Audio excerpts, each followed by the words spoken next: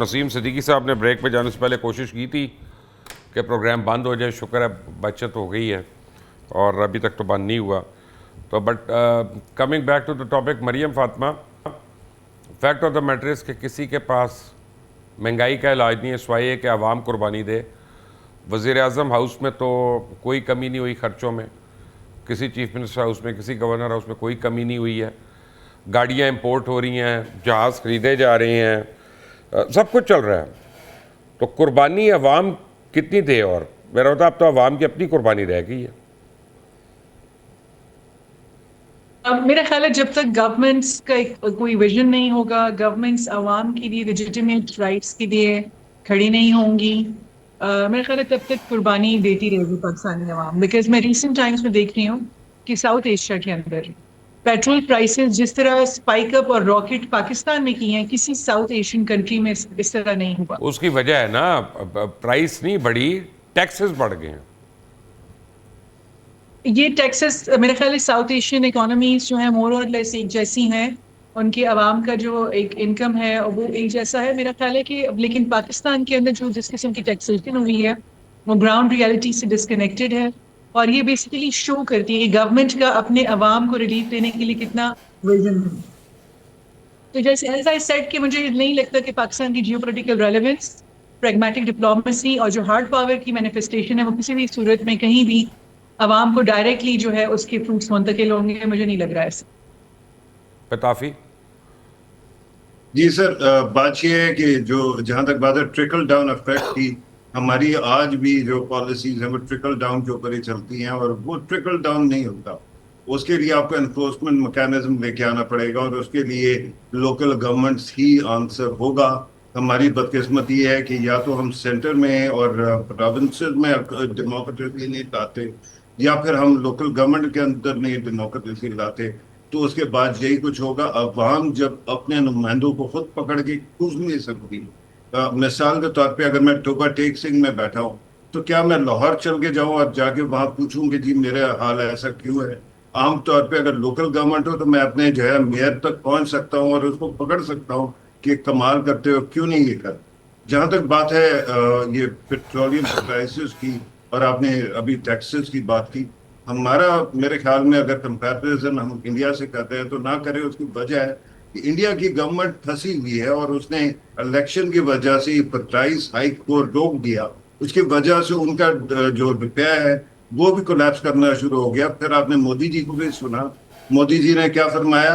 उन्होंने कहा कि जी आप पेट्रोल कम इस्तेमाल करें, आप तेल कम खाएं, आप सोना कम खरीदें, और पता नहीं क्या कुछ यानी उन्होंने वो कौम फरमाया। जो 90 तो करोड़ ऐसे हैं जिनको राशन देती है हुकूमत रोज़ाना की बुनियाद पे, वो सोना ना खरीदे, तो मोदी भी पागल हो गया।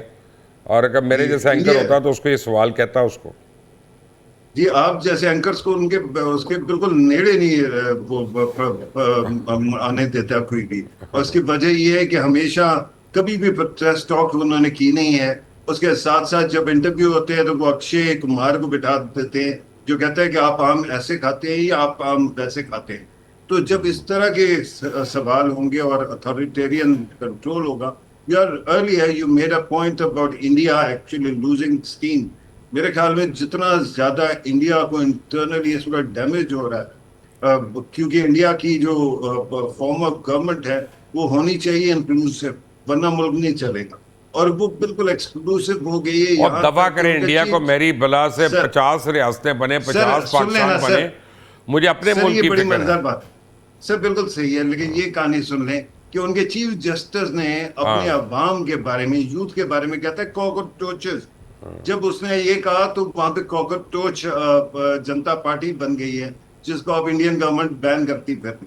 जहां तक बात है पाकिस्तान की, सर पाकिस्तान की इकोनॉमी के अंदर मेरा ये मानना है कि इस वक्त जो फेडरल गवर्नमेंट की कोशिश है वो अगर चलती रही तो कामयाब हो जाएगी। लेकिन जाहिर बात है कि इस वक्त पेन है, और फिर ये 18वीं तरमीम की वजह से फेडरल गवर्नमेंट के पास कंट्रोल बहुत कम है। मेरे ख्याल में उसके लिए कुछ ना कुछ ड्रेसल करना पड़ेगा, और आपको बिल आखिर सूबों को भी कन्विंस करना पड़ेगा कि वो आगे ताकत दें लोकल लेवल।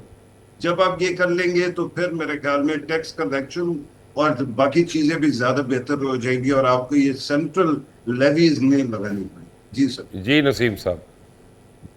मुबश्शिर साहब देखें, जैसे मैं एक आपने पहले बात की थी उसका जवाब देता हूँ कि आपने कहा कि हर 1 मिनट में एक बच्चा मर रहा है। ये हमारी तरजीहात में चीजें शामिल नहीं। मैं सोशल मीडिया पे आपने एक वीडियो लगाई हुई थी, शायद मेरे ख्याल से बलोचिस्तान से कहीं से है, जिसमें हॉस्पिटल के अंदर जी वो हाँ। जो ड्रिप पैंड है उसके ऊपर चूहे चढ़ आज ही रहे हैं। मैंने लगाई है, सिविल हॉस्पिटल कोयटा की है।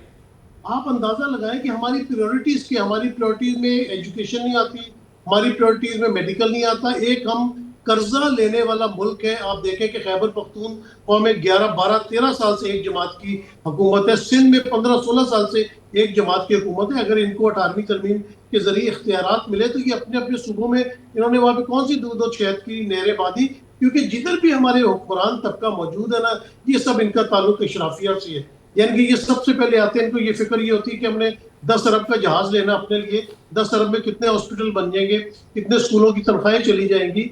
अभी मैंने एक और खबर पढ़ रहा था कि कुछ स्कूल वालों ने जो है वो 3 महीने के लिए अपने उस्तादा को निकाल दिया कि जी हमें आपकी जरूरत नहीं, जरूरत होगी तो बुला लेंगे, क्योंकि उन्हें 3 महीने की तनख्वाह देनी पड़ती। लेकिन वो बच्चों से जो है वो फीस जरूर निकलवा रहे हैं 3 महीने की।